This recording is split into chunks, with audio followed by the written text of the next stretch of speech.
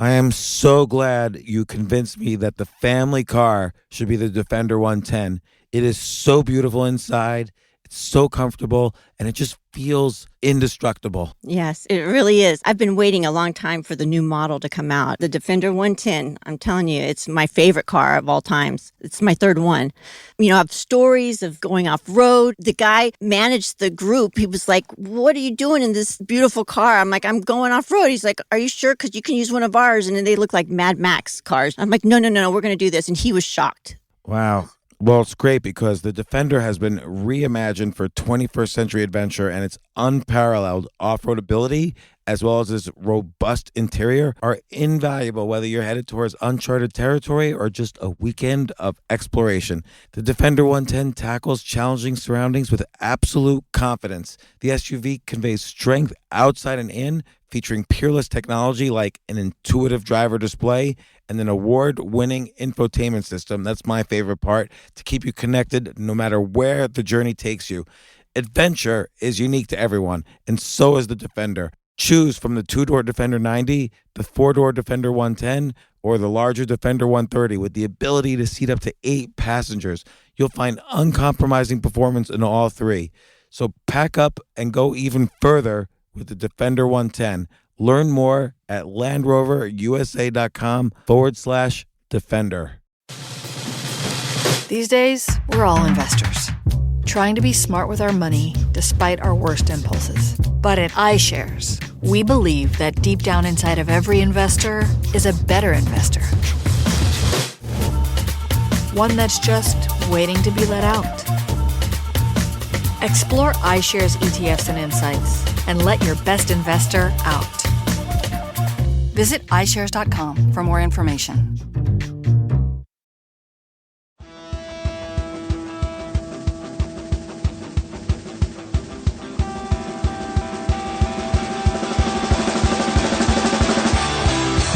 All right, on the hotline, we have our guest of the hour. James Altucher is Managing Director of Formula Capital and the founder of Stock Picker. James, welcome to the show. Thanks for having me on the show. I'm really glad to be here. A lot of our listeners will know you because you and Porter Stansberry had a spirited debate. I don't know, was that about a year ago or so, where you guys were debating where the Dow was headed on, yes. I believe it was Yahoo, right? Right, on Yahoo Finance. Yeah, and he hates to miss you this week, but we'll have you on in the future. But for the listeners that are new to our show that haven't, really gotten the groove of, listening to Porter and you debate, I want to kind of jump into a little bit of background on you because you're a very interesting character. Thank you very much. Yeah, actually, it's a very big compliment. So if you don't mind, let's start with a little background. According to your bio, you had roughly, $15 million in a bank, and within 2 years, you lost it all, which led you to reevaluate your approach to business and life. Will you tell our listeners a little bit about that and how it affected you and how you rebounded? Sure. I was a product of the internet. I knew nothing about business. I built up a software business in the 90s, which I sold. And it's funny, I made every decision correctly. Through 1999, I hedged all my stock positions. And then finally, the bubble fever got to me. And right at the top, I said, you know what, I'm going to buy internet stocks.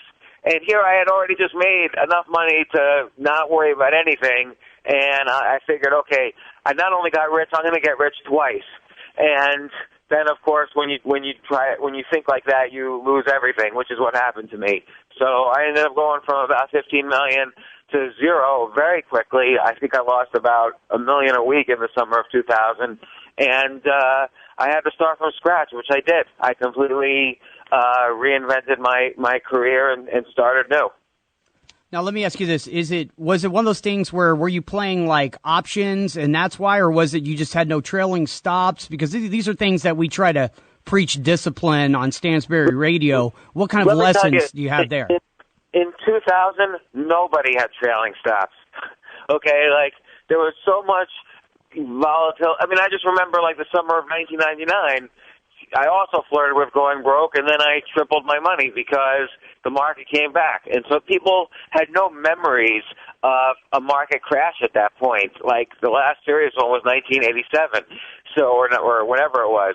So everybody kept thinking, okay, just wait for the fall. It's all going to come back. Well, in the fall, there was a fall. And things kept going down more. And then, of course, you had 2001, and you had 9/11, and then you had in 2002 Enron and WorldCom. Like, things just kept getting worse and worse and worse. There was a recession.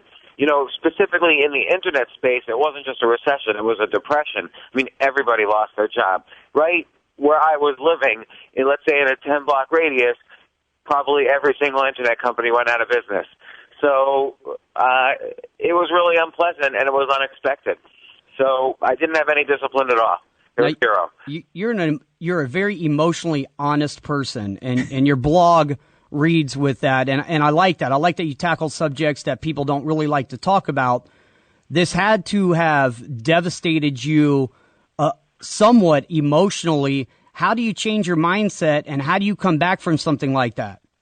Well, it did devastate me incredibly. I mean, I lost my home. I lost everything, really. I thought, you know, money gives you this false sense of immortality. So I also lost that sense. In fact, it becomes the exact opposite. Suddenly you feel like you're going to die every day or lose a loved one every day.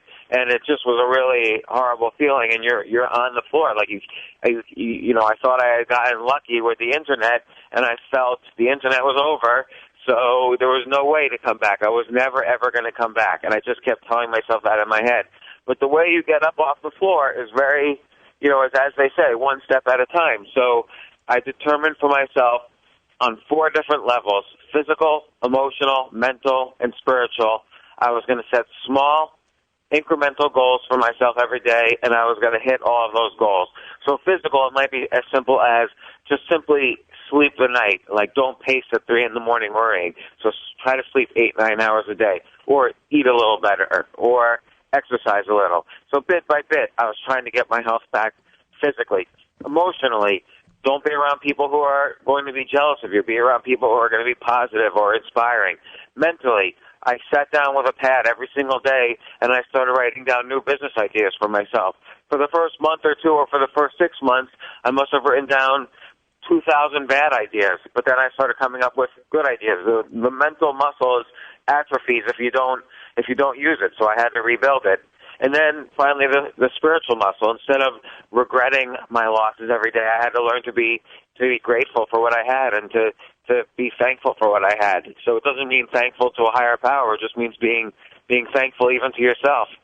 So these steps, these categories got me off the floor and finally got me, after probably about 1.5 years, 2 years, starting new businesses and coming up with new ideas and getting success back. Yeah, I've experienced some of those times in my life, and I always go back to one thing whenever things fall apart, and that's get into action mode. You know, don't feel sorry for yourself. You gotta work your way back into it and build that confidence back up. So that's good advice for our listeners. Yeah, you know what, Aaron, and this is Frank Curzio here, and I definitely agree. One of the things that is a great story. One of the things that you said is 1999. There was a lot of false negatives where people thought, okay, this was it, and like you said, you know, the market roared back until like 2000. How do you compare that to today's market where so many people, you know, you got the Rubinis and Dents saying, you know, the ultimate crash is coming. It's going to be worse in 2008, 2009. And I'm sure you're doing real well now. I know you are based on some of the business you started that I'm familiar with because I worked with you at TheStreet.com. What are you seeing in the market conditions now is it compared to 1999, 2000 where investors should be real worried here? Well, you know, it's funny. Rubini and I were both on CNBC's Squawk Box. I think it was July 5th. 2010 when the market was falling apart, and that was the low of the market at that time. And he was saying the market was going to crash another 20%. I said it was going to go straight up, and the market did go straight up. And even right now, even though it's had a lot of volatility this year, we're kind of near, you know, multi-year highs. So, you know, sometimes the market doesn't always correspond with the economy. Like by many metrics, stocks are cheap. You know, you have companies like Apple, if you back out the cash and you look at next year's probable earnings, it's trading for 9 times earnings. I mean, should a company that's growing earnings 100% a year trade for 9 times earnings? Probably not. But what people are going through is different than 2000.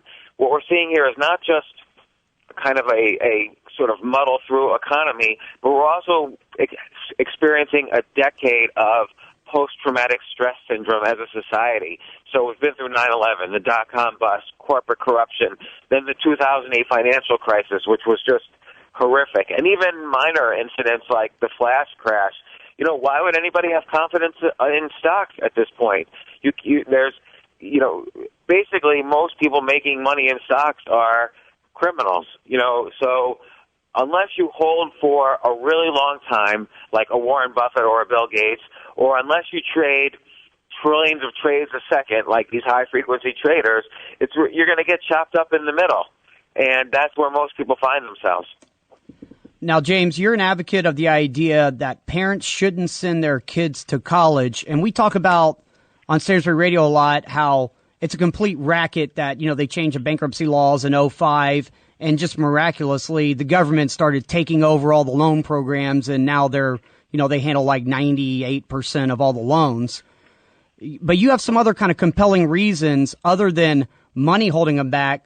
Tell us, our listeners, as to what those reasons are.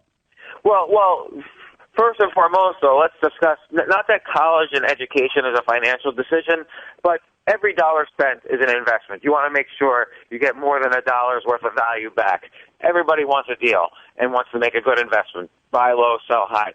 So when you do spend or borrow $200,000 to go to college, how many 18-year-olds are really equipped to make the decision that, okay, I'm going to decide now to go into debt for the rest of my life in pursuit of an education I don't know if I'm going to use to try to get a career that I'm probably going to change 20 times by the time I'm 40, which is just a normal way of life, is that people change careers throughout their life.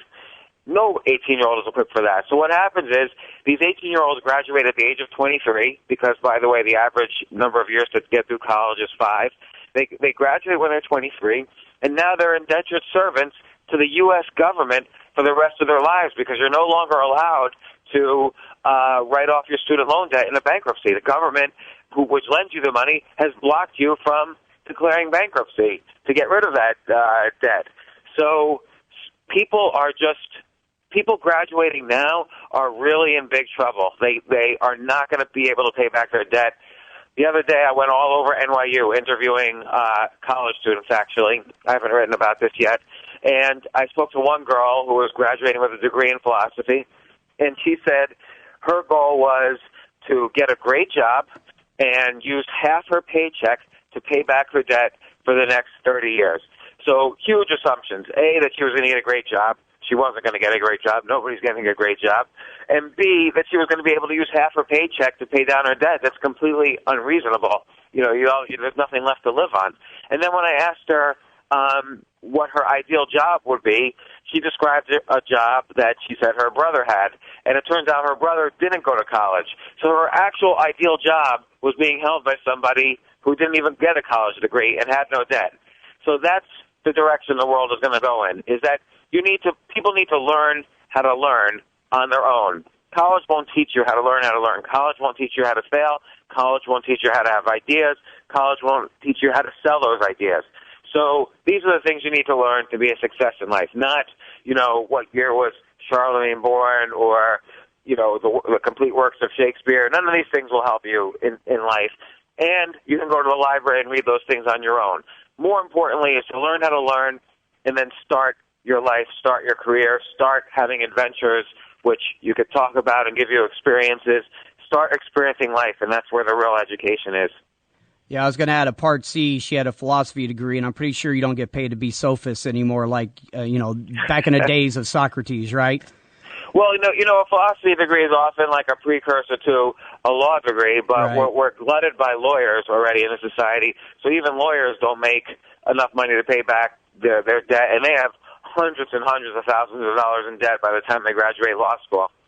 And let me tell you, I've been involved in lots of deals. I've written the legal agreements on my last 5 deals. I wrote the legal agreement on my divorce, and I wrote my own will. So the only time I think I need a lawyer is if I'm ever actually in front of a judge and jury, and hopefully that never happens. If I get divorced with my wife, I could use you as a lawyer? Yeah, as long as long as I don't have to file it actually with the judge, I could certainly tell you what I did and share my agreement. All right, cool. Let's get some stock stuff here. A big controversy with Google. You've been riding Google, saying that I've read that you think the stock's going to go to 1,500. In March, you wrote that the stock could go to zero. Was the headline? Explain this a little bit, because and it's not that you use drastic news to change your mind, which is perfectly fine. But why are you changing your mind? Why do you think Google could be in big trouble here? Well. By the way, I didn't change my mind. I said why Google could go to zero, and I don't think that's what will happen, because I think I'll basically describe what my reasoning was. There's a company called Vringo, VRNG, which holds the patent on essentially what we now call Google AdSense and AdWords, and so they're quite correctly suing Google for a percentage of their profits that Google has gained over the past 10 years. And they're also suing 4 of Google's customers, AOL, Target, Interactive Corp, and one other whose name escapes me. So if Google, so I do think, my own personal opinion, and I'm not a lawyer, as I just mentioned, but I've done a lot of research on the case. I've talked to patent lawyers. I've gone through all the dockets on the case. I've gone through the history of the court and so on. My personal opinion is Google's going to lose this case. They lost drastically on the Markman hearings. AOL has already settled part of the case, which essentially says AOL CEO Tim Armstrong, who's from Google, agrees that these patents are valid. So Google's going to settle. The question is, how much are they going to settle for? I don't think Google's going to go to zero, because I think Google's going to is going to settle with the company. Now, if Google allows themselves to lose this case and allows all of their customers to be sued, that would put Google in trouble. But common sense suggests that Google's not going to do that. They're a smart company. Now, you're looking at Vringo, and the first thing that stands out to me is, the stock's $375 here. It has a $22 million market cap. I mean, for someone that's suing Google that you think, could have a lot of success, I mean, it has to be a screaming buy here, right? We talk about Google, and we talk about a $22 million market cap company, right? Yeah, it's a screaming buy, because they're gonna make potentially, $1 billion plus from Google. And if you look at other patent cases like VHC, which won $125 million from Microsoft in a patent case, and the stock went instantly to $1.25 billion. So it's a screaming buy here. They just completed the merger with the company that held the patents, so the market cap's a little higher than $22 million, but not, it's not over $100 million, I don't think. But I still think this could be a 10x from here once Google actually settles the case. And I do think it should be, it has been kind of on and off, moving up, particularly since I originally pointed out the patent lawsuit in an article. But, the other important thing to remember is that a very large shareholder and part of the Vringo legal team is Don Stout, the individual who won in his old company, NTP. He won $625 million in a patent lawsuit with RIM that nobody thought he was going to win, but he did, and he pocketed that money. So he's come out of retirement, and Vringo is his case. Yeah, it sounds like a nice speculative stock with great information. I did read your article on your blog, which was fantastic, and I suggest everybody go ahead and do that. Now, let's turn to Apple here. Apple, you've had a $1,000 target on it. I'm going to give you a lot of credit here, because you said $1,000 when the stock was at $300-400. We're at, it's a double just about now. It's $6 and change.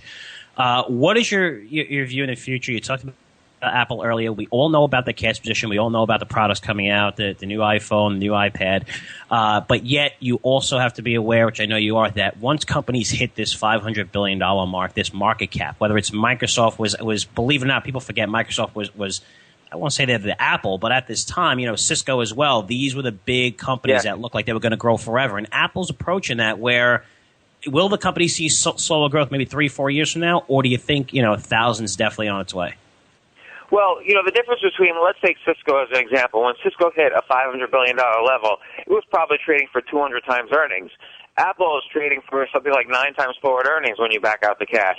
So it's a very different picture. If it were to trade at 200 times forward earnings, I don't know what that makes it. It's a 20x from here. So, we're talking ridiculous numbers then. That's why I almost think $1 trillion is not so ridiculous, because you can make an argument for 2, 3, 4 trillion. I'm just saying a trillion, and then everybody will calm down.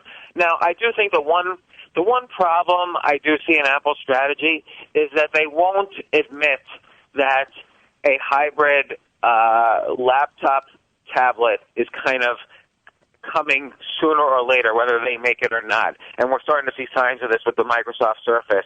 Like, why don't you make a MacBook Air that has a touch screen, 3G, and you could fold in the keyboard? And suddenly you have a laptop tablet. They won't do that because they don't want to cannibalize either laptop or iPad sales. And this is my one concern that is going to hurt them. That said, I think in the short term, we have the mini iPad probably coming out in September. That's going to be a huge win. I'm probably going to buy 2 of them just for myself.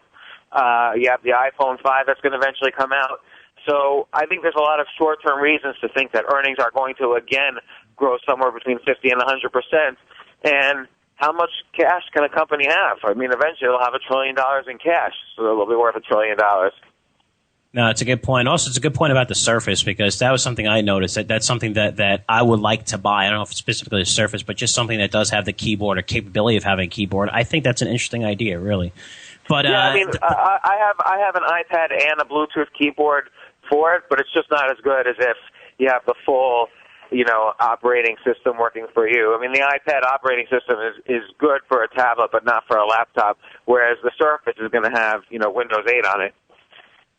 The last question here is, what is your best technology idea? Not necessarily a stock, but maybe a theme. We see big data developing into, business intelligence. Amazing how they, all this data coming in from social media, people are using, putting in algorithms and able to predict future spending patterns. I mean, amazing stories on that. We have cloud computing as well. I mean, what are the big themes in technology from someone who's been, investing in technology stocks for almost all your career and has started technology companies? Well, it's funny. I am a big investor in some big data companies. In fact, a company where I was one of the seed investors, Vinod Khosla, who's a big data investor, just put in $15 million, a company called Bitly, which does the URL shortening, but they account for about 1% of all traffic on the internet right now. So they have enormous data in their database. And to be honest, I'm not sure about big data. Like, big data's been around for a while, and I haven't seen anybody do anything interesting with it. I ask people, just tell me what next week's box office numbers will be, and nobody can do it. Tell me who's going to win the election. Nobody really can do it. So what good is all this data? So I'm not as hugely convinced on big data as many other people are. But I do think we are in inning 1 of how social media is going to affect and change our lives. And so it's not a rocket science play, but I do invest in a lot of companies that provide social media services to, let's say, Fortune 500 companies or small businesses. Like, companies are just beginning to realize, like in 1995, they needed a website. Now you need a Facebook presence. Now you need techniques to develop engagement with your customers. Now you need analytics to understand the relationships with your customers, and so on. So I think we're in inning 1, inning 2 of that, which is why you're seeing Oracle buying companies like Vitrus, Salesforce.com buying Buddy Media, which I was an investor in. Oracle bought Involver. Google just bought Wildfire, which is amazing. Wildfire specializes in Facebook marketing. Google's buying it to kind of hedge their Google Plus bet. So I think this is an interesting space right now. And if you're looking to start a company, I think it's an interesting space because it doesn't cost that much to basically go to the businesses next door and say, hey, I'll set up a Google fan page for you and maintain it. All right, we have one more question for you, James, and then we'll let you on. We really appreciate your time. You're a publishing machine, and your latest effort is FAQME, F-A-Q-M-E. Yes. And essentially what it is a compilation of tweets of the best questions of your followers. Yes. Give a couple examples of some of the things that you expand upon and how people can find this and buy it. So the book's called FAQME, F-A-Q-Me, and I hold a Q&A session every Thursday from 3:30 to 4:30 p.m. on Twitter. It's what I call appointment tweeting, and people can ask me any question they want. So whether it's about the economy, finance, marriage, divorce, depression, dating, anxiety, whatever. And I don't say I'm an expert at any of these things, but I've been through, just like all of us, we've been through it all. So I just give my own answers as long as people are asking questions during that time. And then I expand on them in blog posts and expand on them further in that book, for instance. And I'll probably do another book that's a sequel to that. So basically I answer everything. And, there's similar questions to how you just asked, like how do you get off the floor after getting hurt by a series of failures? Or what do you do if your spouse, male or female, is cheating on you? Or where's the economy going? It feels really scary to me. Or what do you think of global warming? So I'll answer my opinion, give my opinions on anything, and then in blog posts I'll usually back it up with some facts and research that I do. All right, and I'm sure people can go to your blog or your website, jamesaltucher.com. Is that where people can buy it? Yes. That's great. We'll also put that link up on our site that will have your bio. I will definitely buy this book. Excellent. Well, good. And thanks again for having me on the show, and I look forward to my next appearance here. Sure, we'll have you back in the future. Stansberry Radio is a purely public broadcast and is not intended to be personalized financial advice for any individual specific situation. Each individual's financial situation is unique, and Stansberry Radio should not be relied upon and or considered as personalized advice. Stansberry Radio is not licensed to render personalized advice and should be considered simply the public opinions of Stansberry Radio and its guests. Recommendations on specific financial securities are not intended to address any listener's particular financial situation. Welcome to What If, the show where I, Jake from State Farm, answer your insurance what ifs. We've got a call from Millie. What's up? Hi, Jake. What if, hypothetically, a moose gets mad at my car and rams into my windshield? Hypothetically. Oh, just file a claim on the app. At State Farm, we're there for your what ifs. Great, but what if the moose eats my phone? Hypothetically. Like a good neighbor, State Farm is there. Call or go to statefarm.com for a quote today.